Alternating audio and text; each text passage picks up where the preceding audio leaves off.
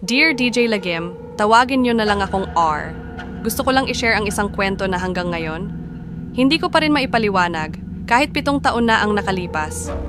Noong 2018, na-assign ako sa isang lumang kwarto sa pinakadulo ng hallway sa isang dorm sa UP.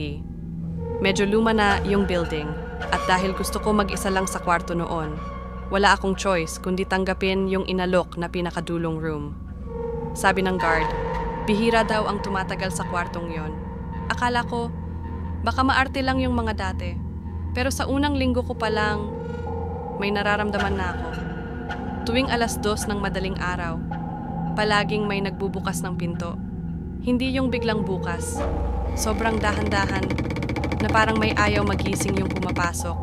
Akala ko bagong roommate ko lang kasi wala namang sinabi ang landlord na may kasama ako doon. May gabi pa na pagising ko, basa ang sahig, kahit hindi naman umuulan at walang leak ang kwarto. Yung pinaka-weird, may basang yapak mula sa pinto hanggang sa ilalim ng kama ko. Hindi pa dyan natatapos.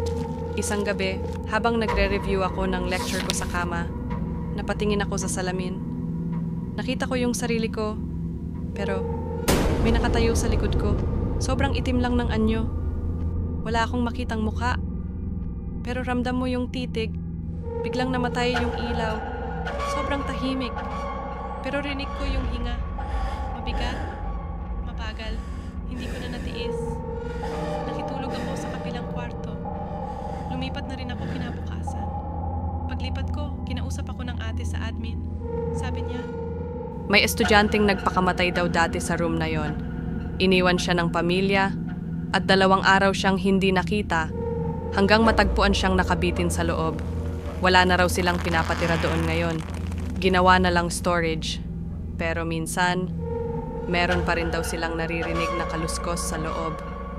Hanggang ngayon, iniisip ko, buti na lang lumipat ako.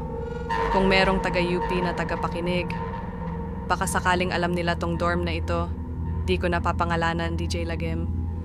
Pero bukas pa rin sila hanggang ngayon.